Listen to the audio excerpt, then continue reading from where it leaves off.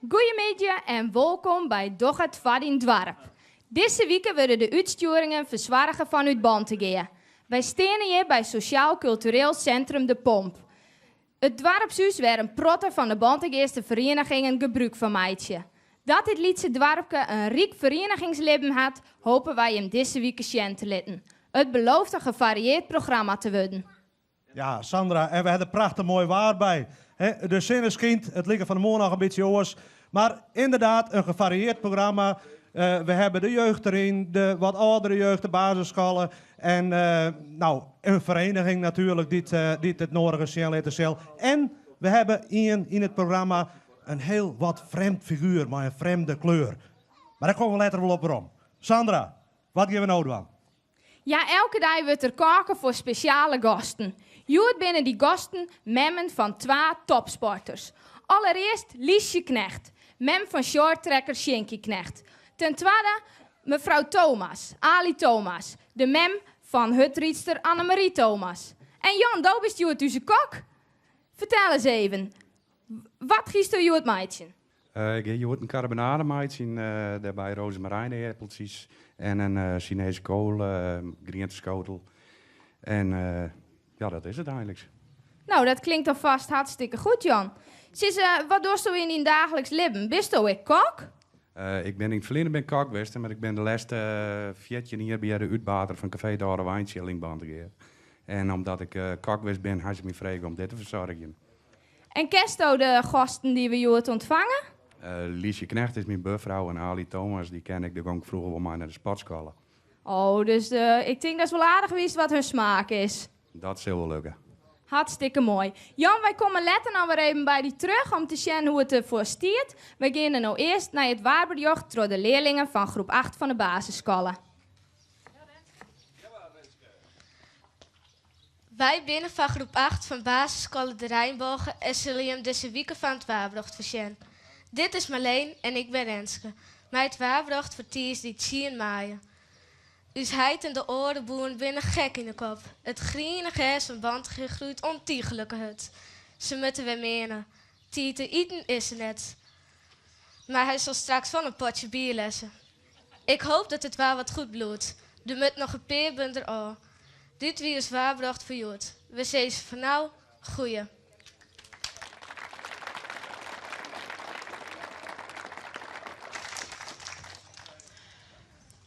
We binnen nu bij de jeugd uit Bantegea. We zullen Jood vragen wat de jeugd uit Bantegea beleefd had. Wie van jullie heeft Jood nog iets beleefd? Ja, ik wel. Ik moest Jood stage in op een peuterspeelzaal hier in de pomp. Het wie allemaal bandjes en die wien super lief. En ik ben wezen te rennen bij de hoen. Want het is heel mooi in Bantegea om te rennen bij de hoen. Wist u wel dat Bantegea ruim 600 inwoners heeft en het een heel leuk dorp is voor jong en oud.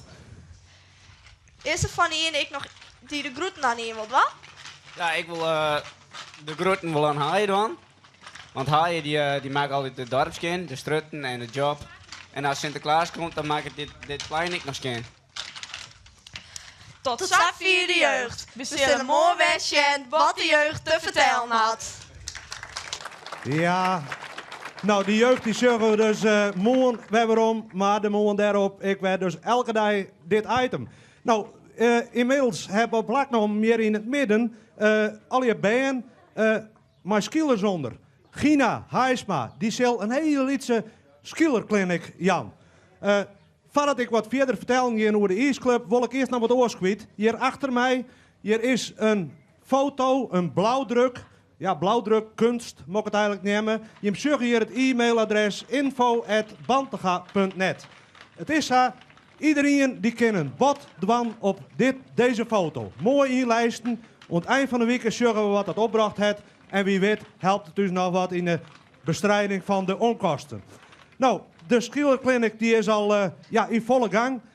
Gina die is heel hard bezig om ze wat bij te brengen. De East Club hier in Bantegea, die organiseert van alles en nog wat. Een prachtige winterhand. Dus wat dat betreft, daar laat het net aan. En ze staan binnenkort stiet er weer de Tjeukenmeer skielertocht op het programma. Daarna in september, maar daar hebben we het direct nog over, de Elfsteden toertocht. Een motor. Met een verkeersregelaarshesje. En ik weet net wat er al precies gebeuren gaat. Maar ik zie al je bewegingen. Dit is Hans van der Veen. Die komt hier op een motor. Oké. Nou, wat het al je precies voor doel heeft, dat zullen we eens even nijgen. Maar het ziet er al hier wel heel professioneel uit. Alhoewel, deze die binnen wel redelijk uitgeput als ik het zo beschouw. Geert, dat slijm dat hing het al behoorlijk uit de molen. Is er saap aankom? Ik ben aan het trainen, jongen, voor de barre tocht. Hè. Je weet wel op het 10 september de barre tocht. 10 september de Elfstedentocht. Dat klopt dan, Don? Ja, de Elfstedentocht. Ben we over aan het trainen. Die komt op 10 september en die wordt georganiseerd hier uit Rode Polder, de IJsclub, vanuit Bandegeer. We starten maandag om 6 uur. Dat weet ik net de eerste keer dat je me organiseren hier. Hè? Wat is er? Doe maar dat je net best hoort, dat wel. Vergeet me nou taai, jongen. Als toen er wat kalmer anders en die is bij te gaan. Wist wat? Als toen de volgende keer Westerhut riest, dan bloei ik thuis. Dan recht die reten maar mij, jongen. Ja, maar dit is geen wonder. Moest je naar die dikke beelden zijn. Toen hij krijgt nog bij de viskarrestong te fretten. Dat moest je ophouden. Wat zei je daarop? Hij zit hier op een middenwijn naar een grauwe banaan te fretten. Dus aan het eten kent net lessen. We eten lieke volle. Dus dat is het net, jongetje. Jongens, moet het zo? Dat zal wel aan die conditie lezen, ben ik bang. Natuurlijk, Ed. Hoe komt u daar nou bij? Ik bedoel, ik ben lieke volle traind als jij. Maar wist u wat? Als u mij nou eens 11 september eens een beetje uit de Wienwij hoort, dan hellen wij deze skielentocht samen wel. Wat wist u ervan? Nou, hij had die hulp nodig, zou hij hebben. Dat is oppraat. Ja, zeker, dat doen we. We gaan ervoor. Wij gaan te douchen. Kom, ik ga eens Petter People. Volgens mij... Ik eerst, hè? Hey, ik eerst. Ja, wacht even. Wie is ik nog ruzie te maken zien of wie het eerst douchen mij? Nou ja, dat wie dan de Elfstedentocht die het aankondigd wordt door de IJsclub. Een training, heb ik wel begrepen, Sandra. Ja, dan moet er heel wat gebeuren. Nationale en internationale deelnemers, neem het maar op. Alles komt hier dan in Bantegeer, dus absoluut de moeite waard. Zo zie je maar weer hoe veelzijdig Bantegeer is. Want van de morgen is er al een filmpje opnam hoe de Vrije Evangelische Kerk hier in Bantegeer. Dit is het enige kerkengebouw waar nog elke snij een dienst houden wordt. In de film meer informatie hierover. Goed, we zijn hier op een middenwaai in Bantegeer en je ziet een kerk van de Vrije Evangelische Gemeente. Heel bijzonder, want zo vaak zie je dat net. En we willen graag eens even binnen zien van wat er dan al hier te zien is en wat dan bijzonder is aan deze kerken. Welkom in de Vrije Evangelische Gemeente Rehoboth. Ja, nou hartstikke mooi dat we hier komen mochten, maar Rehoboth staat hier boven. Wat betekent dat precies, Niesje? Dat betekent de heren het dus rond te maken. Dus ik zou zeggen, ze komt verder. Oké, nou, een uitnodiging dus.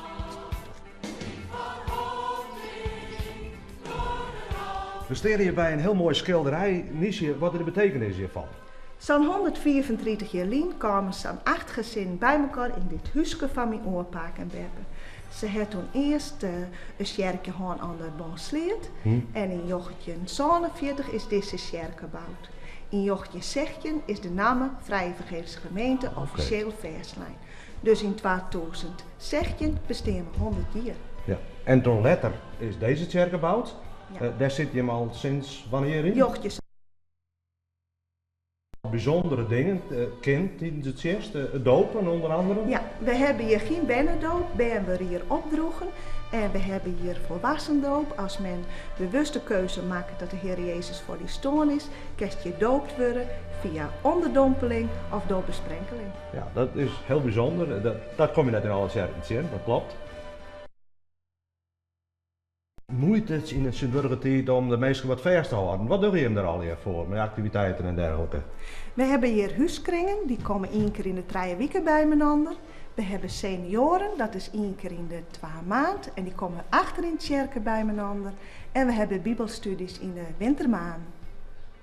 En de jeugd, daar heb ik er bijzondere dingen voor? Ja, we zijn heel actief. We hebben 1 keer in de Safletiet een filmjong en 1 keer in de maand is er een jeugddienst en de eerstvolgende is op 15 maart.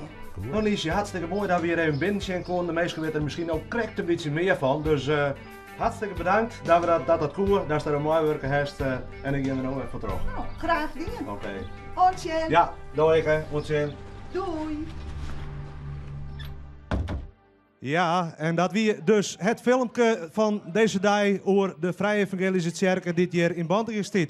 Ik hoop dat je er al hier, ja, nou krijg ik toch ietsje meer van weten. Toch wel een beetje bijzonder, want zo vaak zie je deze kerkjes hier en daar net staan. Wij gaan natuurlijk nou verder met ons programma. Ik neem de krijgt al helemaal in het begin iets over een greenachtig mansje. We hebben hier al in het publiek gezien. En waarom nou een green mansje? En waarom zeg ik green? Ja, dat is nou echt Bantegeers. Hè? Zij kunnen de G net echt goed uitspreken. En waar komt dat wij? Nou, dat jaren we van de week en al wel vaker. Maar het groene mansje, het groene geers van Bantegeer, nou, daar hebben we heel vaak te gek mee aan stutsen. Maar zit er net doorheen, we zijn er ook wel een beetje trots op. Dat we toch nog wat eigens hebben. Wat we onherkenbaar binnen. Zij het ieder dorp dat misschien wel. Maar wij hebben dus uw groene geers van Bantegeer. Sandra, volgens mij mogen we nodig weer eens even weten hoe het ervoor staat met het koitje. Hoe ligt het? Nou, volgens mij giet het hier hartstikke goed, want het roept hartstikke lekker. Jan, hoe vordert het eten? Nou, alles leidt op schema, dus ik denk dat het allemaal goed komt. Hartstikke mooi. Sis, maken ze dit thuis wel eens klaar? Jawel, maar we hadden ook bakte appeltjes bij. Waar wij hier voor het gemaakt en door eerdappelpuree. Maar weet je er zelf ik vaak van. Maar do bist thuis wel degene die kookt. Nou, we verdelen de taken zo vol mogelijk. Hartstikke goed, heel diplomatiek antwoord. Hey, hoe een minuut of 2 zoen wij graag het eten op tafel hebben willen. Denk je dat dat slaagt? Ja, dat gaat helemaal lukken. Hartstikke goed, dan show het zo wat tegemoet. Dan gaan wij nou naar de dames, onze gasten aan de tafel. Ja, nou daar ga ik er natuurlijk ook even bij zitten, want je hebt het jet. Volgens mij moet de maag als ze staan gewoon al een beetje beginnen te knorren, of net.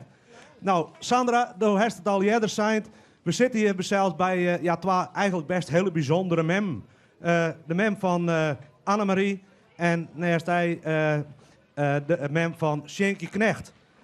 Ja, wij vragen u zo van... zij doen natuurlijk hele bijzondere dingen. Wat voor invloed heeft dat nou op Jim? Een mem te wezen van zo'n beroemdheid, zo'n topsporter. Nou, ik wil er net eigenwijs van, maar het is wel druk leven. Je moest altijd het draait om die ben. Hest ik meer ben, dus het gezin moet ik draaien in de bloemen. Maar het is superleuk, want was het mij makkest, dat is net te beschrijven. Ja, daar komen we zeker nog even op.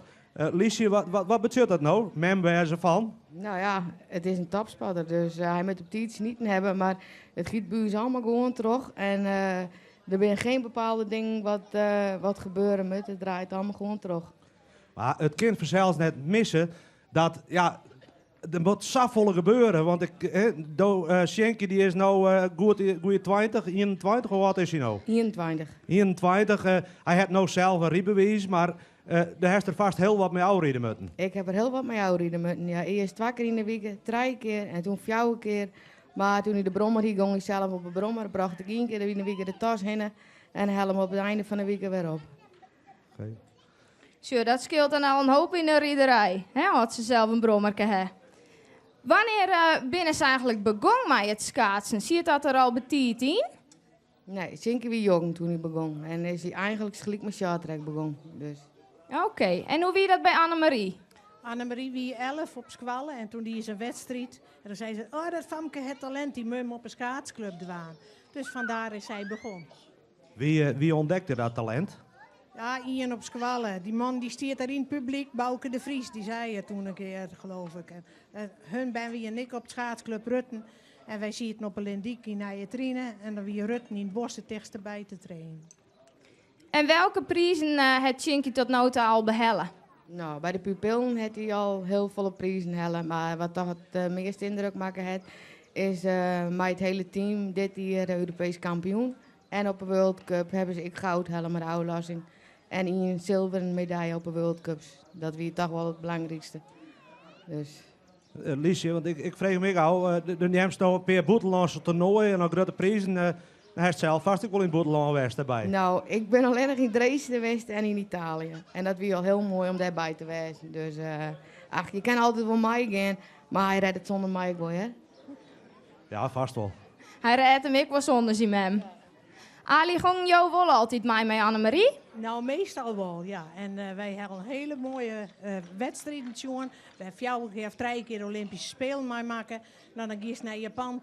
En welk mensen hier uit het dorp gaat naar Japan? Dus, en Hamar en Salt Lake City. Dat waren wel de wedstrijden, maar via dus WK, EK, TLV, super altijd gezellig. Ja, we gaan er altijd wel mee heen. Weet je, zou u te hollen wat voor prijzen Annemarie allemaal behellen heeft? Want het ben er heel wat, hè? Ik ben heel eerlijk, ik heb er een speakerbriefje bij.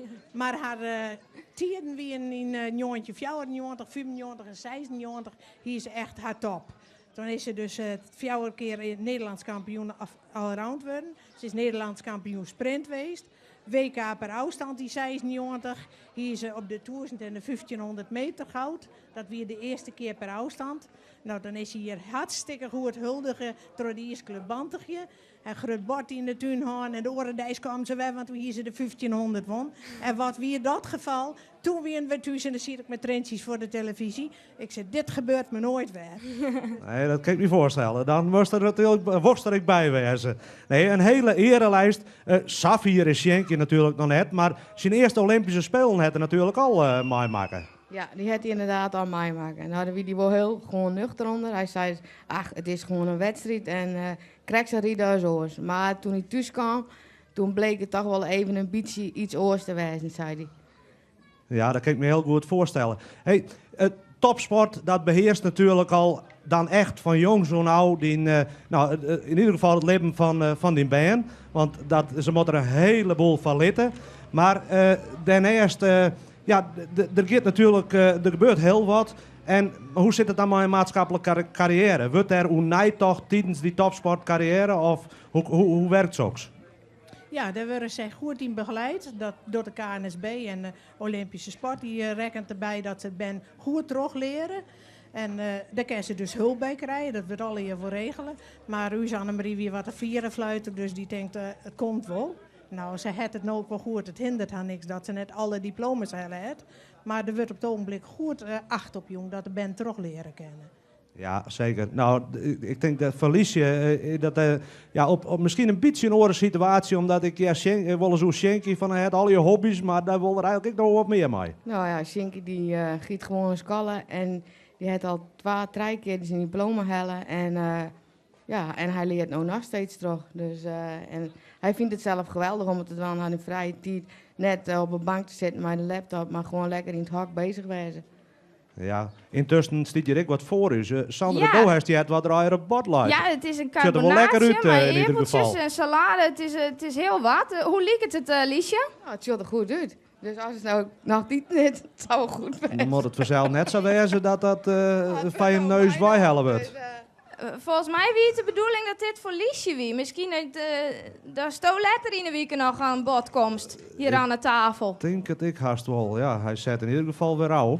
Maar goed, je ken ik net maar een volle molen natuurlijk praten. Dus, maar aan de andere kant, het moet net koud worden, ook bijna zeggen. Maar de zinnen die kind zei, laten we nou gewoon even verder gaan. Ja, want ik heb eigenlijk nog wel een vraag. Heb je tips voor orenmemmen waarvan de band talent hebben voor sport? Hoe pak je dat nou het beste aan?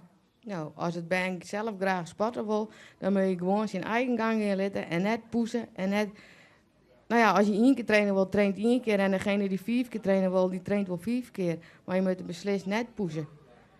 Dat is duidelijk. En Ali, hoe denk je jou daarover? Ik heb een goede tip. Ik zou dat lekker eten. Nou, dit is geen reetriedersmeel, ja? Want dat zijn koolhydraten en die carbonade is net goed voor de rieders.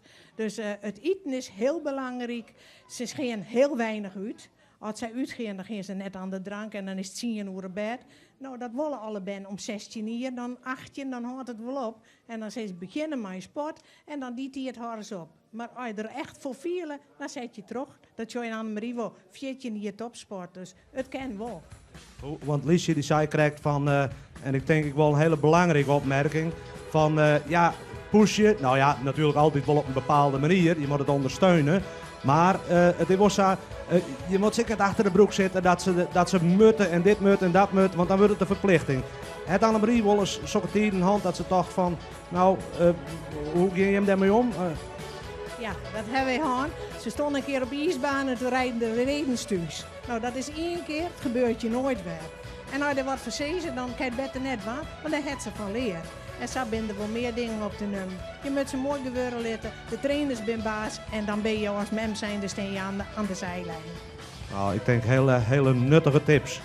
Je bent allebei meer ben, hè? Ali, jou heb ik nog een zoon en Liesje nog een dochter. Hoe is het voor hun? Hoe beïnvloedt het hun leven? Ja, nou ja, wel iets natuurlijk. Want ja, alles draait om Shinky, die met Oerl heen. Ja, nou net meer, want nu kan hij Oerl zelf komen. Maar Kim heeft er nooit zo heel veel moeite mee gehad. Wij zitten al haast weer aan het einde van het programma, Sandra. Wat giet dat snel, hè? Ja, Dan morgen. zal ik je in elk geval nog even vertellen wat er morgen allemaal in het programma zit. Want ik dan heb een vol programma. Dan wordt er natuurlijk ik wel lekker koken. En dat wordt serveerd voor onze gast. Verder is er een optreden van de line dancers en van countryzangeres Rolien. En er is speciale aandacht voor algemeen bijzondere basisscholen de Rijnbogen en haar leerlingen. Ja, en nou ja, dan om mij de taak om dit programma, Joert, de eerste dag in Bantegee, uit te kondigen. Morgen ben we er vanzelfs weer. Er is van alles en al wat te zien. Zeker weer oors als Joert.